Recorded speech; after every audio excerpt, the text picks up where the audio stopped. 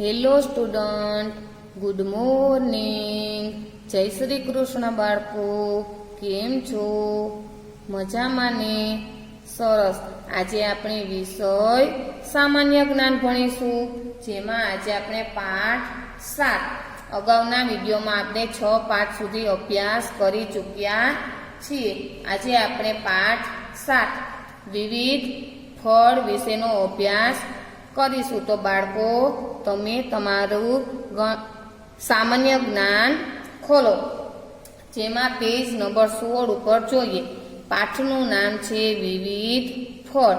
તો જુઓ શું આપેલું છે કે ફળ ખાવા સૌને ગમે છે.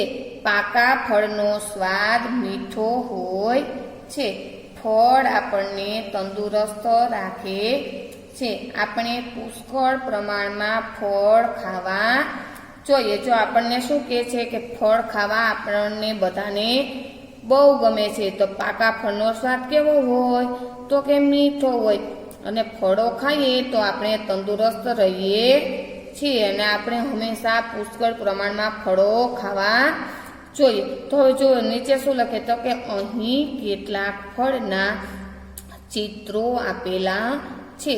દરેક ચિત્ર ઓળખી ફળનું નામ બોક્સમાંથી પસંદ કરી ખાલી જગ્યામાં પૂરો. જો અહીંયા આપણને બધા ફળના નામ લખેલા છે. આપણે ચિત્ર ઓળખવાનું છે અને ફળનું નામ અહીંથી કૌંસમાંથી શોધીને લખવાનું છે. જુઓ તો અહીંયા પહેલું ચિત્ર છે, ઓળખો જોઈએ. શેનું છે બાળકો? તો કે સફરજન. તો જો અહીંયા લખેલું છે સફરજન.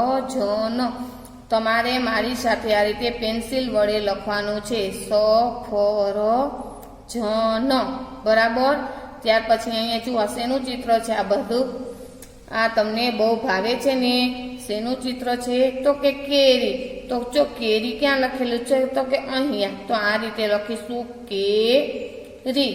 તમારે સાથે સાથે લખતું જવાનું છે.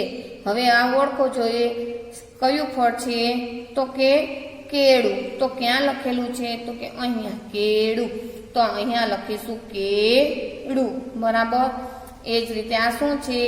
તમને બધાને ભાવે છે ને ખાટી મીઠી શું? દ્રાક્ષ. Very good. તો જો અહીંયા પહેલો શબ્દ લખેલો છે દ્રાક્ષ. તો અહીંયા આપણે લખીશું દ્રાક્ષ. હવે નીચે જોઈએ તો અહીંયા શું આપેલું છે? આ પણ તમને બહુ ભાવે છે. શું છે? તો કે નારંગી. જો અહીંયા લખેલું છે નારંગી. તો અહીં આપણે લખીશું નારંગી. બરાબર. તમે પણ સાથે સાથે લખતા જજો. હવે જુઓ 6 નંબરનું ચિત્ર. આ શેનું ચિત્ર છે? ઓળખો છો ને? સરસ. તો કે પપૈયું. તો જો અહીંયા લખેલું છે પપૈયું. તો અહીંયા આપણે લખીશું પપૈયું. હવે જુઓ ત્યાર પછી છે શું છે? આ પણ તમને બધાને ભાવતું હશે. શું છે? તો કે અનાનસ. બરાબર.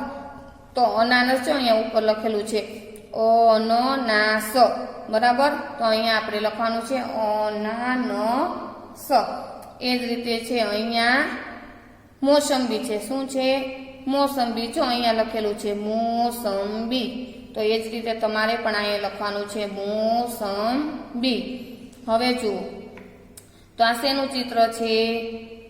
શેનું છે? ઓળખો છો બાળકો? તો કે જામફળ. બરાબર. તો જો અહીંયા લખેલું છે જામફળ. તો તમારે પણ અહીંયા લખવાનું છે જામફળ. હવે એ જ રીતે આને તો તમે ઓળખો જ છો. શું છે? દાડમ. Very good. બરાબર. તો જો અહીંયા લખેલું છે દાડમ. બરાબર.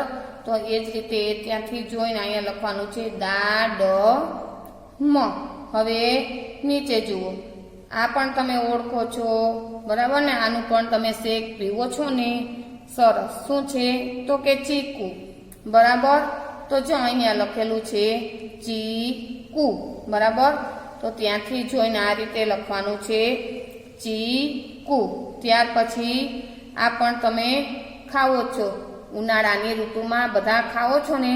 શું છે? તરબૂચ. બરાબર. તો જો અહીંયા લખેલું છે તડબૂચ. તો એ જ રીતે ત્યાંથી જોઈને આપણે આ રીતે નીચે લખવાનું છે તડબૂચ. હવે સામે જોઈએ તો ત્યાં જોઈએ પ્રશ્ન નંબર સ્વાધ્યાય જોઈશું.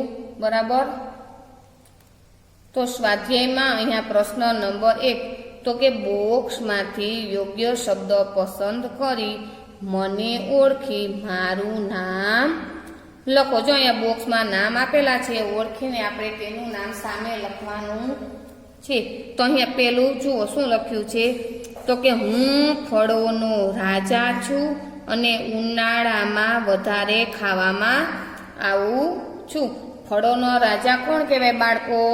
તો કે ફળોનો રાજા કેરી કહેવાય. જો અહીંયા લખેલું છે કેરી, તો અહીંયા સામે આ રીતે આપણે લખવાનું છે કેરી. તમે પણ આ રીતે સાથે પેન્સિલથી લખજો.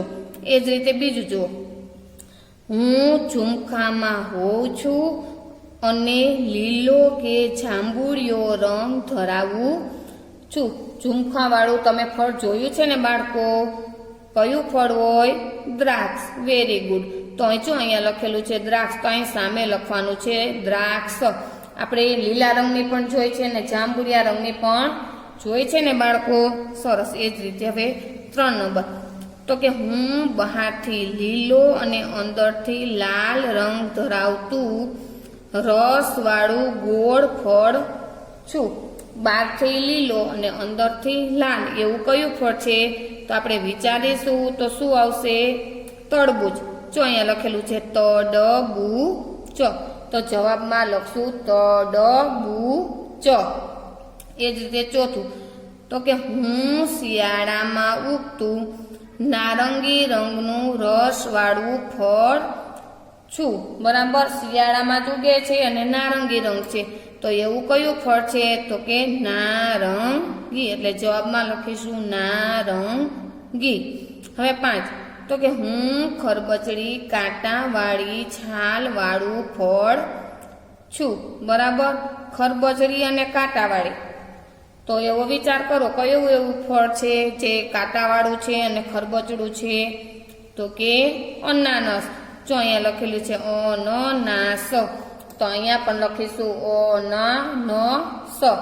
એ જ રીતે 6 નંબર ઉપર જોઈએ, તો કે હું જ્યુસ બનાવવામાં ઉપયોગી બદામી રંગનું ફળ છું. આપણે ઉનાળામાં પીવો છો ને બાળકો, શેનું જ્યુસ પીવો છો? તો કે ચીકુનું. જો અહીંયા લખેલું છે ચીકુ, તો અહીં જવાબમાં લખીશું ચીકુ. બરાબર. હવે જોઈએ પ્રશ્ન નંબર 2, તો કે ખૂટતા અક્ષરો લખી ફળના નામ બનાવો. બરાબર, ખૂટતો અક્ષર લખીને આપણે ફળનું નામ બનાવવાનું છે.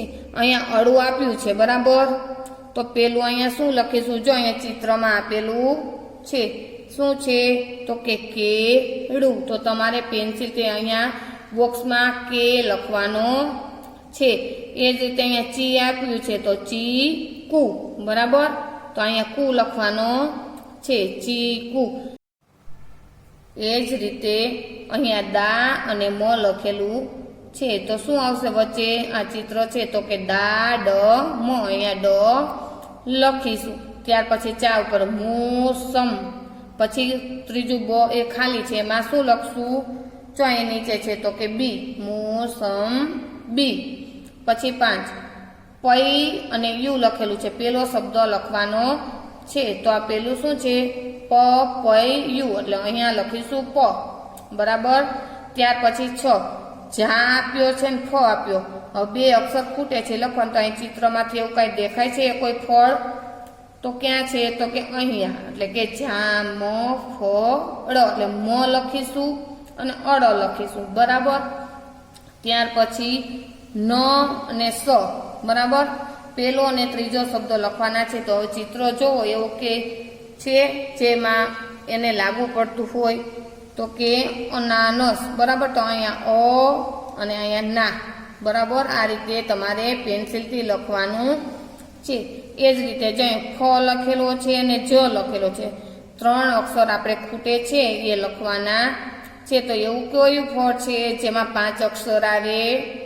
ઓળખો. જે આપણે ફળ આપેલા છે એમાં છે હા તો કે સફરજન. બરાબર. તો અહીંયા સ લખીશું, ફ આપેલો છે, પછી ર લખીશું, જ આપેલો છે અને ન લખીશું. તો આ રીતે તમે લખ્યું ને બાળકો. થેન્ક યુ બાળકો.